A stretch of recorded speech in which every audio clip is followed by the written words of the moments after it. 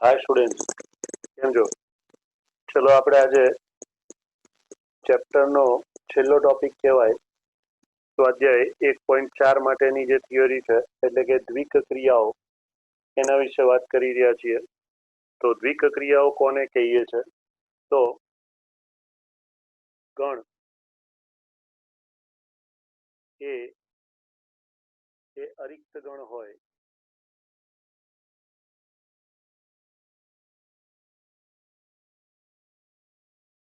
ગણ એ અરિક્ત ગણ હોય તો ગણ એ ઉપર દ્વિક ક્રિયા સ્ટાર એ વિધેય star from A cross A to A છે. આપણે જે રીતે F from A cross B to R લખીએ છીએ એ જ રીતે F ની જગ્યાએ સ્ટાર છે. A cross A થી A નું વિધેય છે. A cross A થી A નું વિધેય છે. આ F જેવી રીતે લખીએ છીએ, G જેવી રીતે લખીએ છીએ, એવી રીતે અહીંયા આગળ સ્ટાર વિધેય છે. ઓકે, ત્યાર પછી આપણે જેમ લખીએ છીએ કે F of AB, એવી રીતે અહીંયા આગળ લખવું હોય તો શું લખાય? Star of AB. પણ એ જે સ્ટાર ઓફ AB છે એને આપણે લખીએ છીએ અહીંયા આગળ A સ્ટાર B. શું લખીએ છીએ? A star B. આ રીતે સ્ટાર બનાવીએ છીએ A સ્ટાર B. ઓકે, પછી એના પરની જે બેઝિક ક્રિયાઓ છે સરવાળો, બાદબાકી, ગુણાકાર અને ભાગાકાર. તો સરવાળો એટલે પ્લસ, સરવાળો એ બધું આ જ પ્રમાણે છે. R ક્રોસ R થી R, sorry R cross R થી R એ A, B to A plus B છે. A, B to A plus B છે. એવી રીતે માઇનસની જો વાત કરીએ તો R ક્રોસ R થી R નું જ વિધેય થાય. જેવું અહીંયા A ક્રોસ A થી A નું વિધેય છે એવી રીતે R ક્રોસ R થી, એટલે વાસ્તવિક સંખ્યા ગણ માટે છે તો R ક્રોસ R થી R નું વિધેય છે એ AB ઇક્વલ ટુ અથવા AB tense two A minus B છે. બરાબર, એ જ પ્રમાણે ઇન્ટુ તો R ક્રોસ R થી R નું વિધેય એ A, B tense two A into B છે. બરાબર, અને એ જ પ્રમાણે ભાગાકાર R ક્રોસ R થી R એ A, B tense two A upon B છે. ઓકે, આ બધી જ સરવાળો, બાદબાકી, ગુણાકાર અને ભાગાકાર આ બધી R પરની દ્વિક ક્રિયાઓ કહેવાશે. શું કહેવાશે? R પરની દ્વિક ક્રિયાઓ. જો A પરની દ્વિક ક્રિયા હોય તો A ક્રોસ A થી A નું વિધેય બને. એવી રીતે R પરની દ્વિક ક્રિયાઓ છે તો R ક્રોસ R થી R નું વિધેય બને. અહીંયા આગળ તમે A સ્ટાર B ની જગ્યાએ આપણે ઘટક AB લખ્યો છે. એ ઘટક AB કોનો ઘટક છે? R ક્રોસ R નો ઘટક છે. અને સામે જે જવાબ મળે છે એ R માં મળે છે એટલે સરવાળો થઈ જાય છે A અને B નો. જો અહીંયા R ક્રોસ R નો ઘટક AB લઈએ તો એનો જવાબ શું મળે છે? A minus B. જો R ક્રોસ R નો ઘટક AB લઈએ તો અહીંયા એનો જવાબ શું મળે છે? A into B. બરાબર, અને અહીંયા R ક્રોસ R નો ઘટક AB લઈએ તો જવાબ સામે R માં જે મળવો જોઈએ એ કયો મળે છે? A અપોન B, જ્યાં છેદ 0 થવો જોઈએ નહીં. એટલે B is not equal to 0. દરેક જણને સમજાવવું જોઈએ અહીંયા A, B એવું કેમ લખ્યું છે? કેમ કે એ R ક્રોસ R નો ઘટક છે અને ટેન્સ ટુ સામે કયું વિધેય બને છે? સરવાળાનું, એટલે કે R માં એટલે કે વાસ્તવિક સંખ્યામાં, એટલે A, B A R cross R ની પેર છે. પણ A પ્લસ B એ એક વાસ્તવિક સંખ્યા થશે એટલે અહીંયા જે x યામ ને y યામ છે એ બંનેનો અહીંયા સરવાળો આવે છે. કેમ કે આપણું વિધેય છે કયું વિધેય છે? સરવાળાનું વિધેય. એવી રીતે બાદબાકીનું વિધેય તો બાદબાકી થાય છે, ગુણાકારનું વિધેય તો ગુણાકાર થાય છે, ભાગાકારનું વિધેય તો ભાગાકાર થાય છે. ઓકે, એ જ પછી યાદ રાખવાનું છે કે જો R ની અંદર અથવા તો ગણ A ની અંદર આપણી પાસે n સભ્યો હોય તો A ક્રોસ A માં કેટલા સભ્યો થશે? જો number of A equals to n હોય તો number of A cross A કેટલા મળે? Number of A cross A કેટલા મળે? Is equal to number of A into number of A. આવું સૂત્ર છે ને આપણી પાસે. નંબર ઓફ એ એટલે n ઇન્ટુ નંબર ઓફ એ એટલે n, તો n ઇન્ટુ n એટલે શું કહીએ છીએ? n square. n into n એટલે શું કહીએ છીએ? n square. માટે જો આપણે ગણ એ ની અંદર n સભ્યો હોય તો એમાં કુલ દ્વિક ક્રિયાઓની સંખ્યા કેટલી થાય? તો દ્વિક ક્રિયાઓ એટલે a ક્રોસ a થી a ની ક્રિયા છે, a ક્રોસ a થી a ની ક્રિયા છે, બરાબર. માટે જો number of a equals to n હોય તો a પરની દ્વિક ક્રિયાઓની સંખ્યા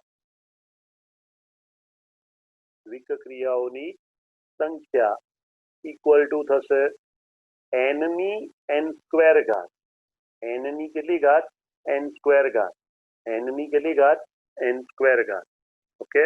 એ જ રીતે આપણે જો નોર્મલ વસ્તુ દ્વિક ક્રિયા સમજવા જઈએ તો એવું કહી શકાય કે કોઈ પણ બે પ્રાકૃતિક સંખ્યાઓનો સરવાળો એ પ્રાકૃતિક સંખ્યા જ હોય છે, કોઈ પણ બે પ્રાકૃતિક સંખ્યાઓનો ગુણાકાર એ પ્રાકૃતિક સંખ્યા જ હોય છે, પરંતુ કોઈ પણ બે પ્રાકૃતિક સંખ્યાઓનો તફાવત એ ક્યારેય પ્રાકૃતિક સંખ્યા હોય એવું સ્પષ્ટપણે કહી શકાતું નથી. એ જ રીતે કોઈ પણ બે પ્રાકૃતિક સંખ્યાઓનો ભાગાકાર એ પણ પ્રાકૃતિક સંખ્યા જ હશે એવું સ્પષ્ટપણે કહી શકાતું નથી. એટલે આ દ્વિક ક્રિયા આપણને એવું કહે છે કે સરવાળા અને ગુણાકાર n પર દ્વિક ક્રિયા છે, પણ બાદબાકી અને ભાગાકાર n પરની દ્વિક ક્રિયા નથી. શું કહે છે? સરવાળો અને ગુણાકાર એ n પરની દ્વિક ક્રિયા છે, પરંતુ બાદબાકી કે ભાગાકાર એ n પરની દ્વિક ક્રિયા નથી. દ્વિક ક્રિયા સમજાય? હા. સરવાળા માટે વાત કરું છું એટલે કે કોઈ પણ એક ઘટક લઈ લઉં. ધારો કે હું એવો જ ઘટક લઈશ કે 3 બિલોંગ્સ ટુ n અને 7 બિલોંગ્સ ટુ n.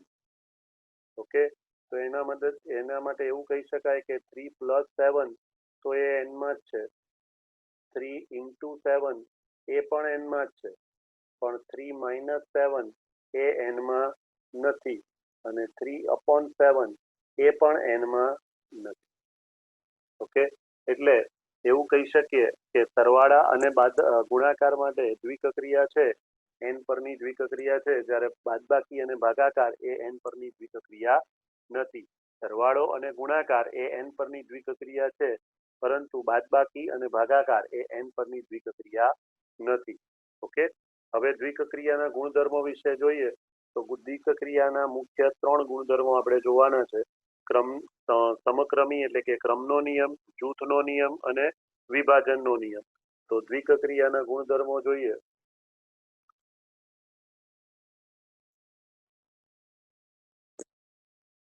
દ્વિક ક્રિયાના ગુણધર્મો તો એમાં પહેલું છે સમક્રમી, ક્રમનો નિયમ અથવા તો સમક્રમી. ક્રમનો નિયમ અથવા તો સમક્રમી. તો જો a, b belongs to x માટે વાત કરીએ, આ x એટલે આપણને જે આપેલો ગણ છે, અહીંયા a ક્રોસ a થી a લીધું છે, એવી રીતે આ x એટલે x ક્રોસ x થી x સમજવાનું છે, બરાબર. તો એના માટે a star b is equal to b star a થાય. તો જો a, b belongs to capital x માટે a star b equal to b star a થાય તો સ્ટારને ગણ x પરની દ્વિક ક્રિયા સમક્રમી છે એમ કહેવાય. અથવા તો એવું કહી શકાય કે આપણો ગણ કયો છે? x. તો x પરની દ્વિક ક્રિયા સ્ટાર સમક્રમી છે. ઓકે. ગણ x પરની દ્વિક ક્રિયા સ્ટાર એ સમક્રમી છે. ફરીથી એક વખત સમક્રમી. ક્રમનો નિયમ આપણને ખબર જ છે, 5 વત્તા 4 બરાબર 4 વત્તા 5 થાય, એટલે કે સરવાળા માટે ક્રમનો નિયમ સાચો છે, બરાબર. ગુણાકાર માટે ક્રમનો નિયમ સાચો છે. તે જ વસ્તુ અહીંયા આગળ સ્ટાર માટે છે, બરાબર. કે a, b belongs to capital x માટે જો A star B equal to B star A થાય, તમને A star B equal to જે પણ સંબંધ આપ્યો છે એ સંબંધ માટે તમારે વિચારવાનું છે કે A star B equal to B star A થાય કે ન થાય. જો A star B equal to B star A થાય તો ગણ X પરની દ્વિકક્રિયા સ્ટાર A કેવી છે? સમક્રમી છે. કેવી છે? સમક્રમી છે. એ જ રીતે આગળ વાત કરીએ તો જૂથનો નિયમ. જૂથનો નિયમ શું કહે છે? જૂથનો નિયમ શું કહે છે? તો કે પ્રત્યેક A B C belongs to capital X લો અથવા તો કેપિટલ A લો તો એના માટે ક્રમ બદલે જૂથ બદલો એટલે કે A સ્ટાર B પછી સ્ટાર C કરો ઇઝ ઇક્વલ ટુ પહેલા B સ્ટાર C હોય એટલે કે જૂથ B સ્ટાર C નું છે ને A star B star C થાય તો સ્ટાર ફ્રોમ શું થશે? A છે એટલે A ક્રોસ A થી A ક્રોસ A થી એ જૂથના નિયમનું પાલન કરે છે. ઓકે, અહીંયા આગળ આપણે x લીધો છે, x લો કે A લો, તમને જે ગમે તે લઈ શકાય. બરાબર. જો A, B belongs to capital A માટે વાત કરો તો A star B equal to B star A થાય તો ગણ A પરની દ્વિકક્રિયા એટલે કે A સ્ટાર A થી A માટે સ્ટાર કેવો છે? સમક્રમી છે. ઓકે, એ જ રીતે જો ત્રણ ઘટકો ABC બિલોંગ્સ ટુ A લીધું હોય તો A star B star C હોય કે પછી A સ્ટાર બ્રેકેટમાં B સ્ટાર C એટલે જૂથ બદલવાથી જવાબ ન બદલાય તો ફરીથી કહીશું કે સ્ટાર એ કેવો કયા નિયમનું પાલન કરે છે? જૂથના નિયમનું પાલન કરે છે. અને ત્યાર પછી ત્રીજો નિયમ છે વિભાજનનો નિયમ. વિભાજનનો નિયમ. વિભાજનનો નિયમ શું કહે છે? તો કે વિભાજનનો નિયમ એવું કહે છે કે કોઈ બે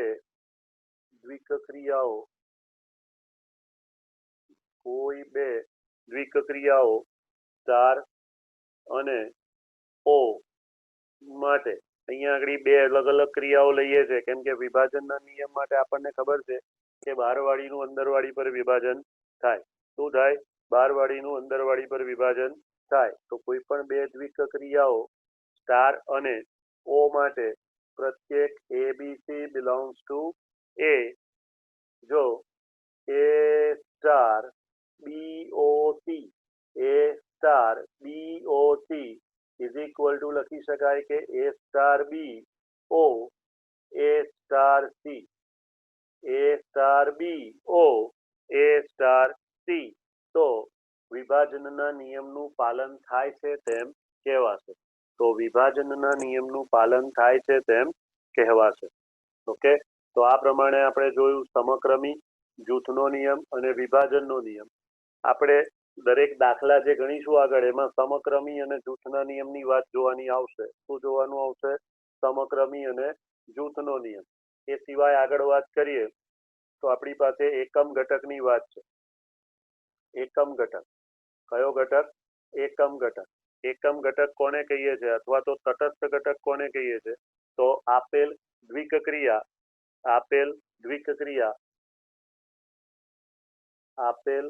દ્વિકક્રિયા star from A cross A to A માટે આપેલ દ્વિકક્રિયા star from A cross A to A માટે E belongs to capital A.